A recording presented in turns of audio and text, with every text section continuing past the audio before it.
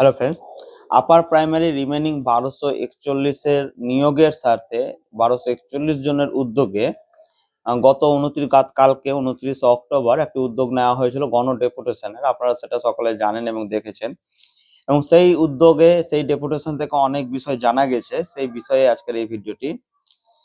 গতকালকের ডেপুটেশনে আমাদের প্রায় 150 জন মতো চাকরি প্রার্থী উপস্থিত ছিলেন, সেই ডেপুটেশনে অংশগ্রহণ করেছিলেন।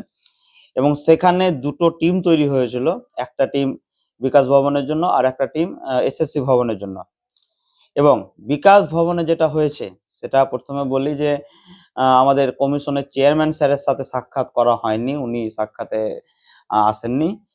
সেখানে সেক্রেটারি স্যারের সাথে আমাদের প্রতিনিধি দলের সাক্ষাৎ হয় এবং সেখানে যে বিষয়গুলো উঠে এসছে, যে কমিশনার অফিস থেকে আমাদের আশ্বস্ত করা হয়েছে যে হয়তো আমাদের কাজ দ্বিতীয়বার কমিশন অফিসে কোনো ডেপুটেশনে যেতে হবে না। আগামী 6 তারিখের মধ্যে আমাদের কাউন্সেলিং এর নোটিশ চলে আসতে পারে এবং আগামী 20 নভেম্বরের মধ্যে আমাদের নিয়োগপত্রটা সম্পন্ন হয়ে যাবে বাই কোর্ট অর্ডার অনুযায়ী, এরকম আশ্বস্ত করা হয়েছে। এবং কিছু কিছু সাবজেক্টের এখনো ভ্যাকান্সি আসেনি। সেই কোন কোন সাবজেক্টের আসেনি সেগুলো অফিসিয়াল কনফিডেন্সিয়াল ব্যাপার, যেগুলো আমাদের সামনে উনি প্রকাশ করেননি। আচ্ছা, এই হলো কমিশন অফিস থেকে এগুলো জানা গেছে। দ্বিতীয়ত, আমাদের যে টিমটা বিকাশ ভবনে গিয়েছে সেখানেও বিকাশ ভবনেও আমাদের ডেপুটেশন দেওয়া হয়েছিল। বিকাশ ভবনে গিয়েছিলেন আমাদের ঋতুদি, বাসরুল ভাই, রেমেডি ভাই এবং আমাদের নিশাদি। ওইখানেও ডেপুটেশন দেওয়া হয়েছে এবং ওইখানেও ঠিক একই রকম আশ্বস্ত করা হয়েছে যে আগামী 6 তারিখের মধ্যে হয়তো আমাদের কাউন্সেলিং হয়ে যাবে বা নোটিশ চলে আসবে।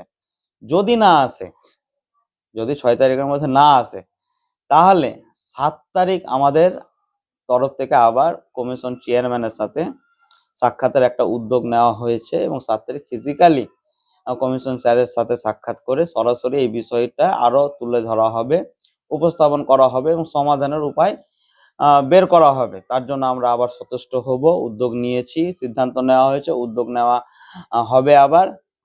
আচ্ছা, এইগুলো জানা গেছে। এগুলোর মধ্যে যে পজিটিভ নেগেটিভ কি আছে আপনারা বুঝতেই পারছেন। যদি না হয় তাহলে তো 7 তারিখ আবার যাব।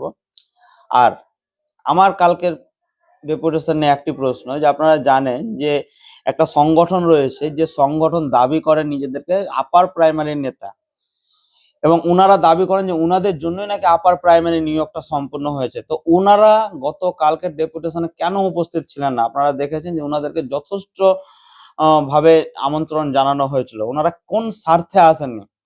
কারণ গতকালকে যে ডেপুটেশন ছিল সেটা 1241 জনের স্বার্থে ছিল, সেটা কোনো ব্যক্তি বা কোনো সংগঠনের উদ্দেশ্যে ডেপুটেশন ছিল না, সেটা ছিল 1241 নিয়োগের স্বার্থে।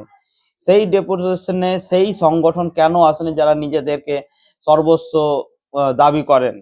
কেন আসেনি? ওনারা আসলে ওনারা অভিজ্ঞ, ওনাদের অভিজ্ঞতা রয়েছে, যোগাযোগ রয়েছে, সিস্টেম জানে, তারপর ওনারা কেন আসেননি? তবে কি এটা যে ওনারা চান না যে 1241 নিয়োগ সম্পন্ন হোক, 1241 জন স্কুলে যাক?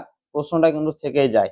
তবে এটাও বলে দিই যে ওনারা না আসলেও যে আমরা আটকে থাকবো বা থেমে থাকবো সেটাও নয়। কারণ যদি তোর ডাক শুনে কেউ না আসে রে, তবে একলা চলো রে, আমরা সেই একলা চলতে জানি। আর ক্ষুধার্ত শিশু, ক্ষুধার্ত মানুষ কিন্তু খিদে পেলে কিন্তু খাবার খুঁজে নেয়, আমরা সেটা জানি। আমরা কারো উপরে নির্ভরশীল নয়, আমরা কারো ওপরেই নির্ভরশীল না। হ্যাঁ, তাদের উপরেও নয়, সেই সংগঠন বা সংগঠনের কোনো লোকের ওপরে বা সংগঠনের কোনো ভক্তের ওপরেও না। ওনারা আসেননি তাতে আমাদের কিচ্ছু যায় আসে না। আমরা আমাদের কাজ করছি, করব, শেষ পর্যন্ত করব, আমাদের নিয়োগ পাওয়া পর্যন্ত করব।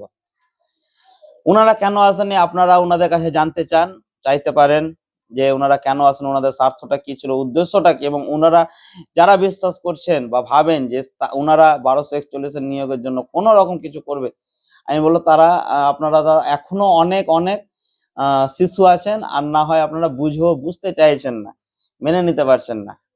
ধন্যবাদ। এই হচ্ছে আমাদের গতকালকের আপডেট বা বিষয়বস্তু। আপনারা এর বাইরে কোনো প্রশ্ন থাকলে কমেন্ট বক্সে করতে পারেন।